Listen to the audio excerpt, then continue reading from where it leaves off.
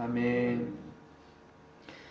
지지난주에 우리가 이 부분을 살펴봤는데, 하나님께서 하늘에 속한 모든 신령한 복을 우리에게 주셨다 그랬습니다. 하늘에 속한 모든 신령한 복이 뭔가? 그게 이제 4절부터 나오는 이야기인데, 그것이 지금 여러 수식어가 있는데 핵심되는 말은 뭐라고 했습니까? 하늘에 속한 신령한 복 핵심되는 것은 자기의 아들들이 되게 하셨다.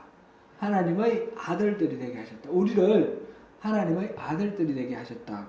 그리고는 6절에 이는 그러면서 찬송하게 하려는 것이다 그렇습니다. 아들들이 되게 하셔서 아들들이 하나님을 그 은혜의 영광을 찬송하게 하려고 하셨다 그랬는데, 이거는 결과로 이렇게 해석하는 것이 더 좋겠다 그런 말씀을 드렸어요. 그렇게 되면 자연스럽게 하나님께 그 은혜의 영광을 찬송하게 된다 그런 의미로 우리가 이해하면 되겠습니다. 지금 핵심은 하나님의 아들들이 되도록 우리를 하셨는데, 여기는 지금 과정이 나와 있어요. 과정이 나와 있는데 두 가지로 지금 설명되어 있습니다. 하나는 4절에 곧 창세전에 그리스도 안에서 우리를 택하사 우리로 사랑 안에서 그 앞에 거룩하고 흠이 없게 하시려고 이렇게 되어 있습니다. 그리고 또 하나는 5절입니다. 그 기쁘신 뜻대로 우리를 예정하사 예수 그리스도로 말미암아 자기의 아들들이 되게 하셨으니, 하나는 창세전에 그리스도 안에서 우리를 택하셨다라는 것이고, 또 하나는 그 기쁘신 뜻대로 우리를 예정하셨다라는 겁니다. 여기서 4절에 그 사랑 안에서 앞에 1이라고 붙어 있고요. 제 성경에 보면 그 주석이 있거든요. 여러분들 성경에도 있습니까? 1해가 밑에 뭐라고 되어 있습니까? 4절에 사랑 안에서를 빼고 5절에 사랑으로 예정하사로 할 수 있음 이렇게 되어 있죠. 예, 이게 사실상 더 바른 번역이다 이렇게 볼 수 있습니다. 지금 영어 성경에도 그렇게 번역이 됐어요. NIV 성경 제가 가지고 있는 성경에. 그러면 4장 끝에 in his sight 하고 5장이 he predestined 됐는데 그 앞에 in love라는 것을 뒤에다 붙여놨어요. 그래서 문장은 in love 그것부터 시작되는 거예요. 근데 저를 잘못 끊었다는 거죠. In love he predestined us to be adopted as his sons through Jesus Christ 이렇게 돼 있어요. 그러니까 그리스도 예수 안에서 우리를 택하셨고 사랑 안에서 우리를 예정하셨다 이렇게 지금 이야기가 전개되고 있습니다.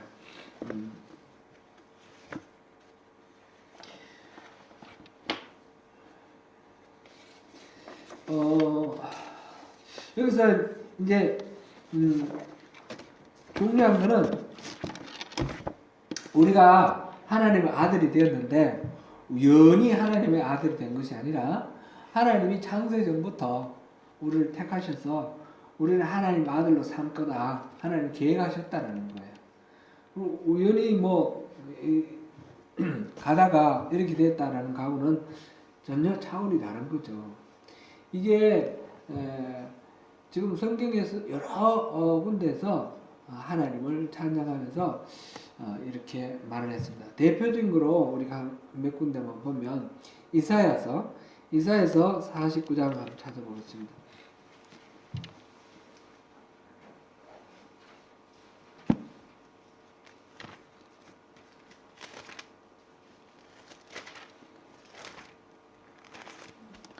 이사야 49장 1절부터 3절까지 읽어보겠습니다. 이사야 49장 1절부터 3절까지 시작. 섬들아 내게 들으라. 먼 곳 백성들아 귀를 기울이라. 여호와께서 태에서부터 나를 부르셨고 내 어머니의 복중에서부터 내 이름을 기억하셨으며 내 입을 날카로운 칼같이 만드시고 나를 그의 성근원에 숨기시며 나를 갈고 닦은 화살로 만드사 그의 화살 통해 감추시고 내게 이르시되 너는 나의 종이요 내 영광을 내 속에 나타낼 이스라엘이라 하셨느니라. 아멘. 이사야의 자기 고백인데 하나님께서 이사야를 하나님의 사람으로 택하시고 사용을 하셨어요. 사용하셨는데 그것이 그냥 뭐 우연히 그렇게 된 것이 아니라 하나님이 이사야가 여호와께서 그렇게 말씀을 하셨어요. 여호와 그 감동을 지금 고백하는 거예요. 여호와께서 태에서부터 나를 부르셨다는 거죠. 태.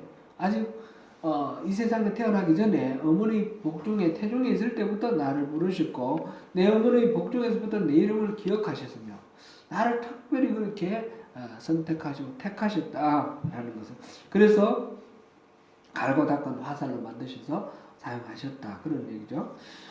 이렇게 복중에서 태중에서 이렇게 지금 고백을 하고 있어요. 예레미야도 한번 볼까요? 예레미야 1장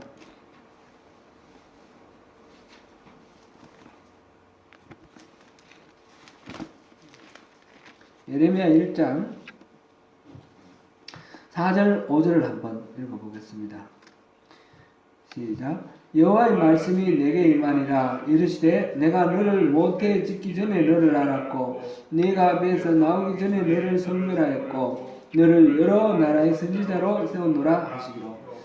하나님께서 예레미야를 부르셨는데 예레미야가 모태에서 짓기 전에 그러니까 잉태가 하기 전에 하나님께서는 예레미야를 써야 되겠다 결정하셨고 선택하셨다는 거예요. 그리고 내가 배에서 나오기 전에 같은 말이죠, 그죠?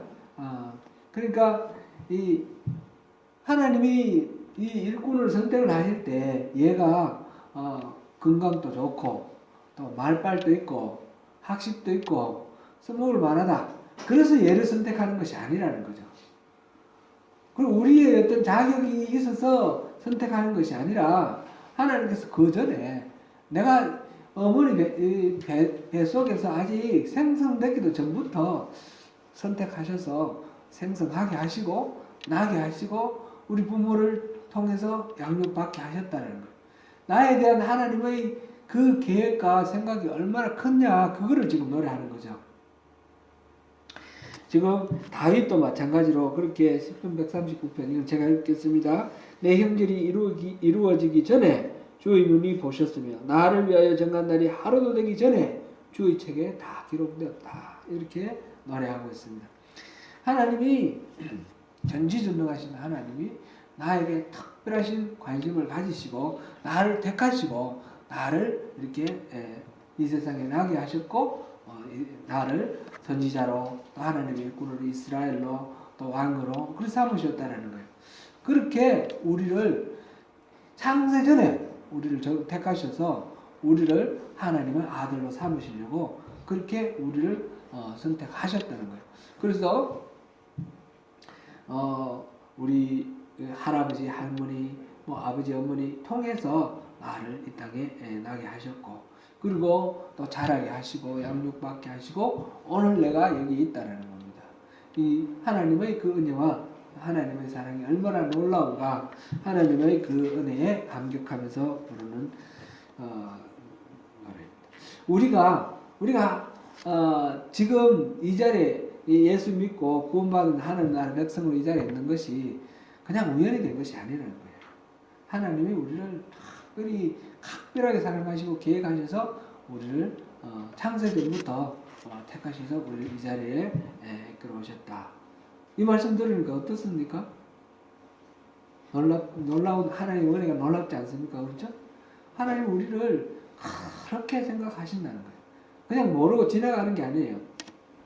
제가 애들 키울 때 전에 한번 그런 이야기를 한 적이 있어요. 뭐 교회에서 설교를 했던가 뭘 했던가 하여튼 하나님은 우리를 사랑하신다. 하나님은 우리를 위해서 독생자를 아낌없이 내어주셨다. 그걸 얘기를 했는데 한 녀석이 뭐라고 그런가 하면 알겠다는 거예요. 다 알겠는데 예수님이 오셔서 우리를 위해서 죽으셨는데 우리 인간이 얼마나 많냐는 거죠. 60억, 지금은 70억 됐어요. 그때 60억이라고 했어요. 60억 인구 중에 하나인데, 뭐 내가 하나님 눈에 들어오기는 하겠냐 하는 거예요. 그 전생에도 있고, 이제 우리 이전에도 수많은 사람들이 살다가 죽었고, 우리 이후에도 수많은 사람들이 나올 텐데, 그 모든 인류를 위해서 예수님이 십자가를 지셨는데, 뭐 인류를 위해서 죽으셨다는 건 이해하는데 나를 위해서 뭘 죽으셨다 이 말은 실감이 안 간다는 거예요. 혹시 우리가 그렇게 생각할 수도 있어요. 예수님이 우리를 위해서 죽으셨다 그러면 그렇지. 근데 나를 위해서 죽으셨다는 그런 거 실감이 안 갈 수가 있어요. 근데 하나님의 사랑은 무한대지 않습니까? 이건 제가 몇 번 말씀드렸죠. 무한대예요. 무한대를 60억으로 나누면 얼마예요? 무한대예요. 그죠? 60억이 아니라 뭐 앞뒤로 해가지고 전부 합쳐서 한 1200억 된다고 생각하고 무한대를 1200으로 나누면 얼마예요? 그래도 무한대예요. 하나님 사랑은 무한대이기 때문에 나누어지지 않는 거예요. 그러니까 마치 이 세상에 나 혼자만 있는 것처럼 하나님은 그렇게 우리를 사랑하시는 거예요. 그러니까 내가 하나님으로부터 그렇게 하나의 특별하신 계획 속에 나를 이 60억 중에 하나 그저 흘러 지나가는 그런 존재가 아니라 나 하나를 창세전부터 계획하셨다는 거예요. 계획하시고 나를 선택하셨다는 거예요. 이걸 우리가 잘 우리가 마음에 품고 이거를 잊지 않고 이걸 삶 속에서 누리면서 하나님 그 사랑을 누리면서 살면 좋겠습니다. 그리고 또 이어지는 말이 그 기쁘신 뜻대로 사랑 안에서 우리를 예정하사 하나님이 예정을 하셨어요. 그래서 우리 하나님 자기의 자녀로 삼으셨습니다. 여기서 중요한 거는 선택을 하실 때도 그리스도 안에서 우리를 택하셨다 그랬고 그 다음에 예정을 할 때도 사랑 안에서 우리를 예정했다 하는 거 이거를 주목을 해야 되겠습니다. 이 사랑 안에서도 결국 예수 그리스도 안에서라는 의미예요. 그리스도 안에서 우리를 선택하시고 예정하셨다 하는 것입니다. 이 부분에 대해서 예정에 대해서 우리 예정설에 대해서 우리가 좀 이렇게 헷갈리는 부분들이 좀 있기 때문에 여기서 한번 짚고 넘어가면 좋겠습니다. 하나님이 예정하셨다는 것은 분명한 거 맞는 겁니다. 그죠? 예정했다라는 건 여기만 있는 것이 아니라 여러 군데 나옵니다. 대표적으로 로마서 한번 보겠습니다. 로마서 하나님이 우리를 특별히 선택하시고 예정하셨다. 로마서 8장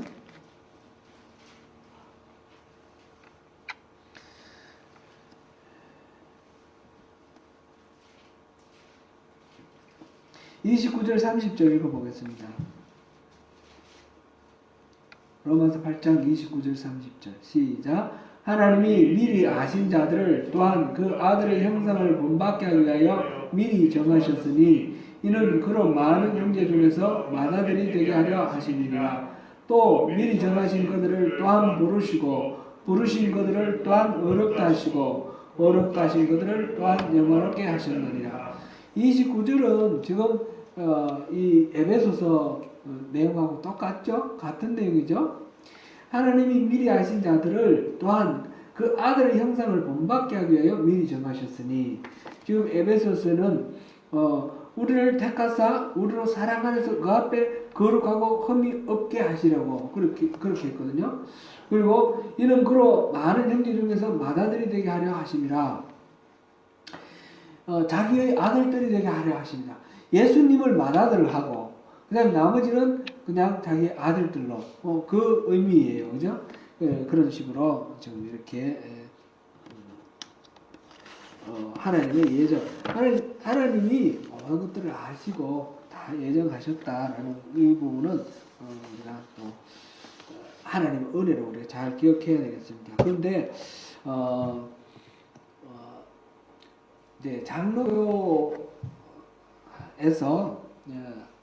개혁주의, 소위 개혁주의에서 이 예정설을 좀 이렇게 지나치게 이렇게 강조를 하다가 하나님의 절대 주권을 지나치게 강조하다가 보니까 이 이중 예정설이라는 게 있어요. 그죠?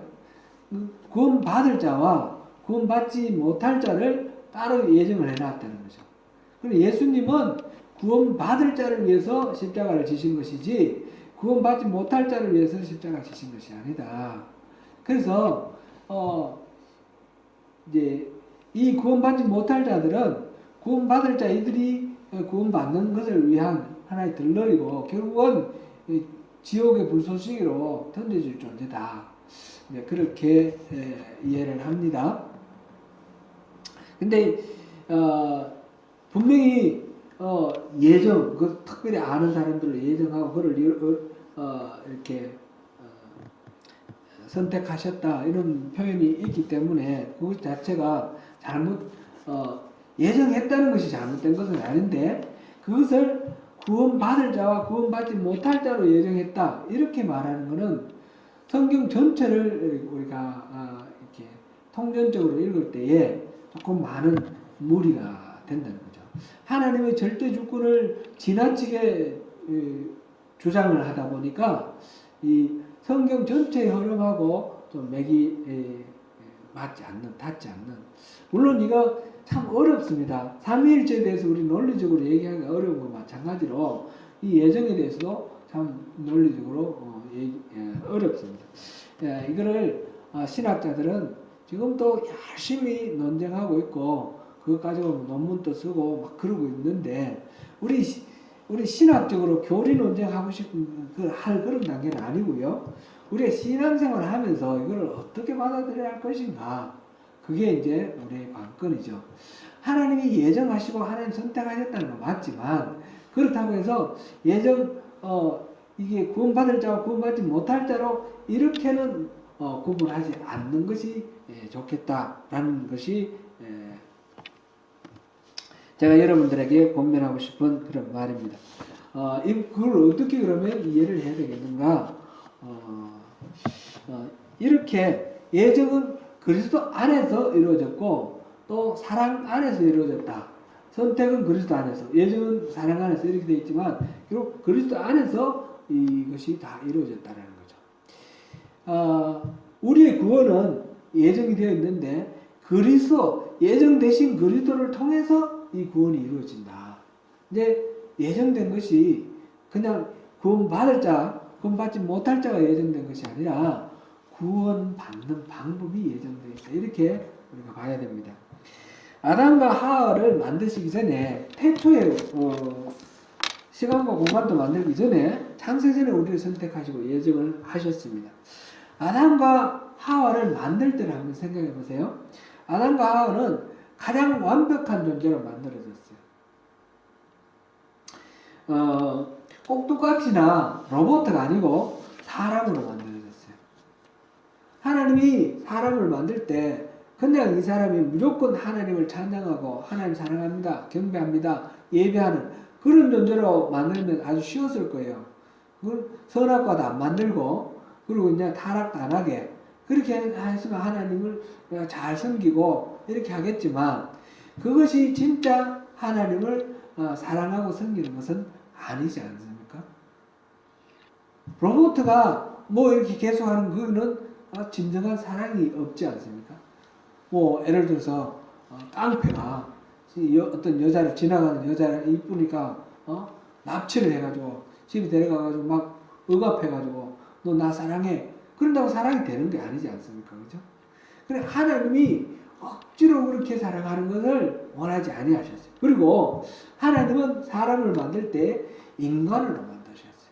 하나님의 형상대로 가장 완전한 존재로 만드셨어요. 그것이 하나님을 마음에서 우러나서 사랑하는 그런 존재를 원하셨기 때문에 사랑하지 않을 수도 있는 자유를 주신 거예요.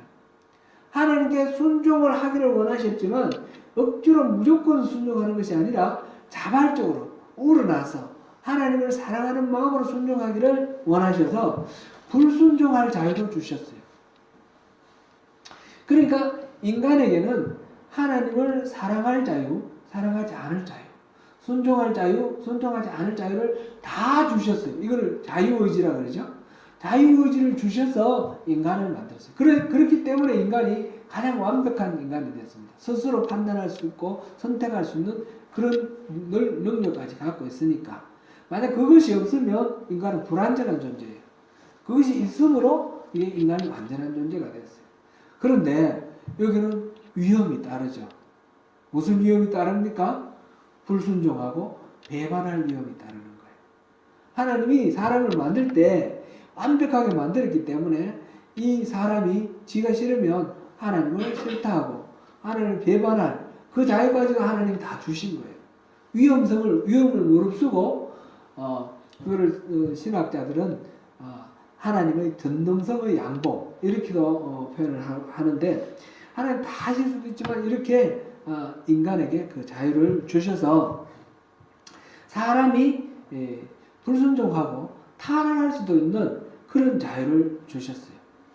그런데 하나님께서 사람이 타락하고 불순종할 때 아무 대책 없이 그냥 그렇게 만드신 것이 아니라 그럴 때에 어떻게 할 것인가 대비책을 마련해 놓으신 거예요. 그것이 바로 구원 계획입니다. 그것이 바로 하나님의 신비, 미스테리온. 하나님의 이 예수를 통해서 이렇게 사람이 범죄하고 타락하고 하나님을 위반했을 때 다시 돌이켜서 하나님과 화목할 수 있는 그런 대비책을 만들어 놓으신 거예요. 그래서 우리를 그렇게 그 그리스도 안에서 다시 회복시킬 수 있도록 그렇게 만드셨습니다. 예를 들어서 한번 생각해 보면 자동차를 만들 때 이 자동차가 고장이 날 수도 있잖아요. 고장이 날 때는 어떻게 합니까? 애프터 서비스를 받게 되어 있습니다. 그죠? 아니면 뭐 이렇게 공장에 가서 고칠 수 있도록 각 부품을 충분히 만들어서 보급을 하고 그래서 이게 고장이 났을 때는 고칠 수 있도록 경우에 따라서는 고장이 고칠 정도가 아니면 어떻게 합니까? 리콜 해가지고 완전히 새 거로 바꿔주지 않습니까? 이와 같이 우리가 범죄함으로 인하여 버림을 받았을 때 회복할 수 있는 구원 계획을 미리 마련해 두셨고 바로 예수 그리스도의 십자가가 그 장치라는 것입니다. 예수님으로 우리 죄를 다 지고 가시도록 하고 그 예수 안에 우리가 들어가면 그 예수님을 믿고 예수 안에 들어가면 예수님 안에서 그리스도 안에서 우리가 구원받을 수 있도록 그렇게 구원 계획 그 장치를 만들어 놓으셨어요. 이걸 언제 만들으셨어요? 사람이 타락하고 나는데 어이구야 이놈들이 전혀 뜻밖으로 나를 배반하네.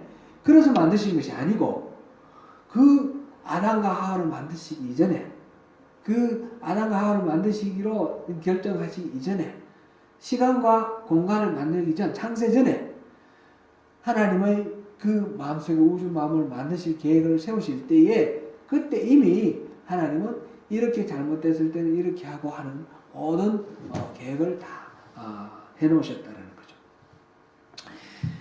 구원받을 자와 구원받지 못할 자를 미리 예정하셨다는 이 이중 예언설 이거는 우리가 몇 가지 성경 구절을 통해서 우리가 확인해 볼 수 있습니다. 요한복음 1장 12절 한번 보겠습니다.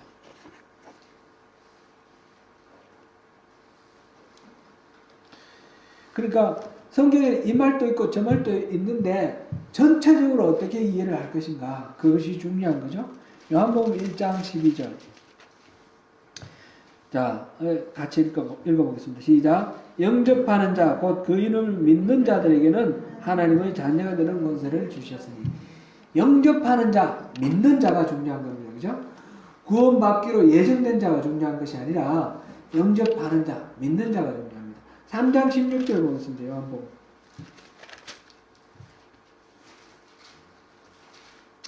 같이 읽습니다. 3장 16절 시작. 하나님이 세상을 이처럼 사랑하사 독생자를 주셨으니 이는 그를 믿는 자마다 멸망하지 않고 영생을 얻게 하려 하심이라. 믿는 자마다 이것이 중요합니다. 그죠? 그 다음에 하나님의 그 계획 의중을 우리가 좀 알 수 있는 것을 두 군데만 더 보겠습니다. 베드로후서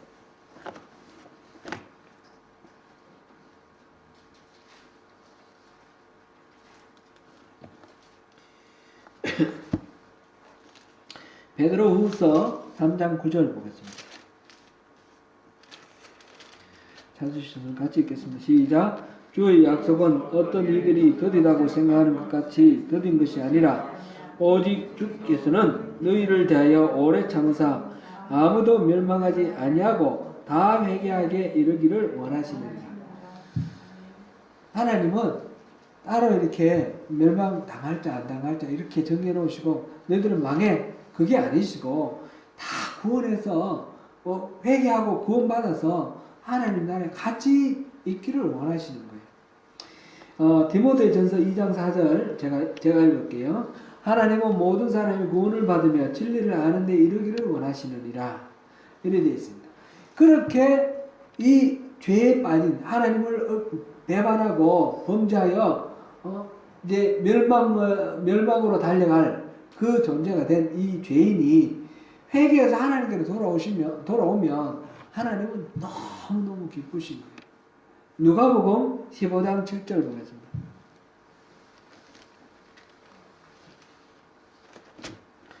누가복음 15장 7절.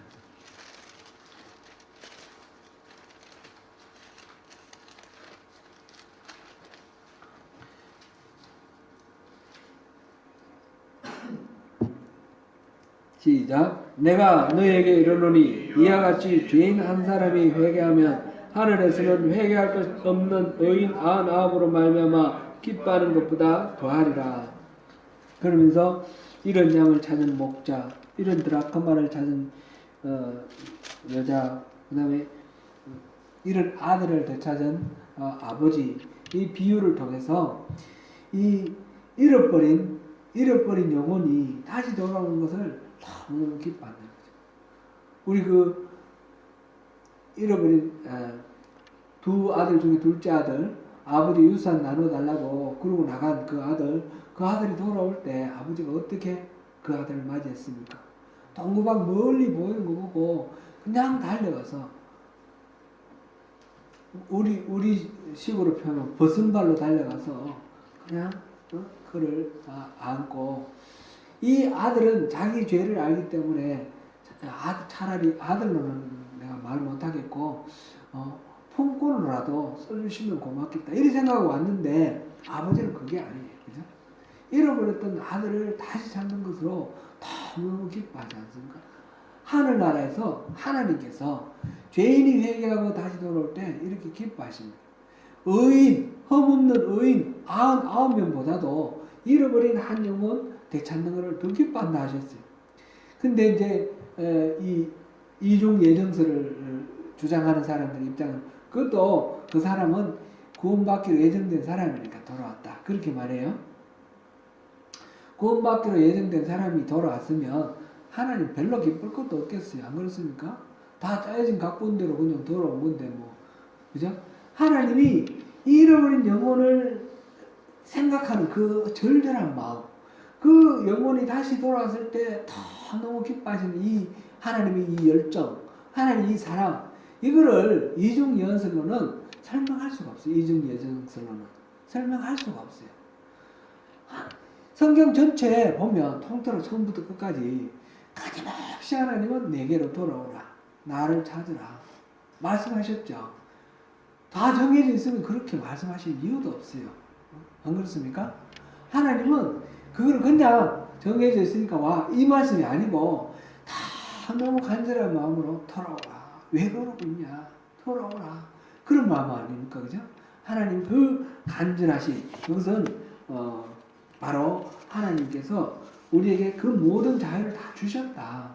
우리가 스스로 선택하고 하나님께로 돌아와야 된다. 물론 이 스스로 선택하는 것이 그냥 내가 잘나서 그렇게 선택하는 것이 아니죠. 하나님이 은혜를 끼쳐 주시니까 하나님 그 은혜 때문에 우리가 돌아서는 거죠. 우리 엄마가 밥상을 다 잘 차려놨어요. 잘 차려놓고 바빠서 어디 나가면서 애들한테 밥 차려 먹어라. 밥 다 차려 놨으니까 밥 먹고 가라. 이렇게 말했는데 그 아들이 그 밥을 먹고 난 뒤에 내가 밥을 먹었어. 내가 먹었어. 이렇게 말하면 그게 맞습니까? 어머니가 차려주셔서 내가 먹을 수 있었어. 물론 어머니가 차려주셔도 안 먹고 나가는 놈도 있어요. 그죠? 안 먹고 나가면 자기 거 아니에요. 먹고 나가야 자기 것이 되는데, 그렇지만 그 먹고 나갔다고 해서 자기 공로가 아닌 거죠. 어머니 은혜인 거죠. 하나님이 우리에게 베푸신 은혜가 이렇게 되어 있고 우리를 구원하시도록 이렇게 다 해놓고 부르시고 우리에게 믿음으로 반응하기를 바라시는데, 우리가 그게 반응했다고 해서 내 공로냐? 그건 절대로 아닌 거죠. 그래서 하나님께 이런 은혜를 경험하면 할수록 하나님께서 베푸신 은혜에 감격하며 감사하며 하나님을 찬미하는 것입니다. 그래서 우리가 태초에 창세전부터 이런 구원 계획을 다 마련해 놓으시고 나를 부르신, 나를 초청하시는 그 하나님이 나를 태중에서 복중에 있을 때부터 부르시고 이렇게 나를 쓰신다라는 것을 우리가 감사하는 거죠. 그러면 에스와 야곱을 비교를 하면서 둘 쌍둥이였는데 야곱은 취하고 에스는 버리셨느냐? 이게 하나님 절대 주권 맞습니다. 절대 주권 맞고, 그렇다고 해서 이 구약 우리가 볼 때 에스를 볼 때 하나님께서 에스를 그냥 야곱은 구원하고 에스는 멸망의 구렁텅이로 던졌느냐, 그런 얘기는 아니에요. 에스에게도 하나님은 복 주셨어요. 그럼 무슨 말이에요? 이 에스와 야곱의 이야기는 하나님이 구원하느냐 구원받지 못하느냐 그런 식의 선택을 얘기를 하는 것이 아니고, 하나님이 어떤 목적을 위해서 서시는 일꾼을 선택하시는 방법이에요. 우리 사람들이 예수를 믿는 사람이 이 땅에 수도 없이 많이 있지만 그 중에 특별히 어떤 사람들을 선택하셔서 선교사를 삼으시고 또 목사를 삼으시고 또 여러 가지 이렇게 하나님의 목적을 위해서 삼으실 때에 모든 사람에게 똑같이 부르시는 것이 아니라 그 사람에게 특별히 부르시는 것이 있다는 거죠. 야곱과 에서 그도 야곱을 특별히 부르시는 하나님의 그 목적이 있는 거죠. 왜냐하면 그 족장을 통해서 아브라함, 이삭, 야곱, 요셉을 통해서 이스라엘 민족을 만드셔서 이 땅을 하나님 나라로 회복하고자 하는 그 하나님의 계획에 이 야곱을 선택을 하신 거죠. 에스를 선택한 것이 아니라, 그렇게 우리가 이해를 하면 좋겠습니다. 교리 논쟁을 하자는 그런 건 아니고요. 우리가 여기서 구원받을 자와 구원받지 못할 자가 따로 정해져 있다 그러면 참 우리는 참 당황스러울 것 같아요. 그게 아니라 하나님은 나를 쓰시려고 선택하셨다. 창세전부터 나를 선택하셨고 창세전부터 예정하셔서 나를 다름 아닌 하나님의 아들로 삼으시려고 그렇게 하나님이 계획하셨다. 이거를 우리가 마음에 품자는 거죠. 나는 구원받지 못할 자다. 그런 생각할 필요가 없는 거예요. 그죠? 우리는 다 하나님께서 그렇게 특별한 계획을 가지고 선택하신 하나님의 백성, 하나님이 선택하신 하나님의 아들들이 되었습니다. 이것이 바로 하늘에 속한 신령한 복입니다. 오늘 3절에서 6절 사이에서 하늘에 속한 신령한 복 중에 선택과 예정 이야기가 나와 있기 때문에 이 부분을 우리가 한번 정리를 해봤습니다. 선택과 예정은 다름 아니라 하나님의 은혜를 지금 설명하고 있습니다. 전능하신 하나님께서 우리를 그냥 지나가는 오다가다 우리를 그냥 부딪혀서 구원해 주신 것이 아니라 하나님 특별하신 그 계획 속에서 하나님이 마음을 두고 새기셔서 우리를 택하시고 우리를 구원하셨다라는 이 하나님의 놀라우신 은혜와 그 사랑을 우리가 잘 기억함으로써 그것을 더 깊이 누리고, 그래서 더 우리가 그 맛을 놓치지 아니하고 우리 삶 속에서 누리며 즐기면서 살아가는 그런 우리 모두가 되시면 좋겠습니다. 기도하겠습니다.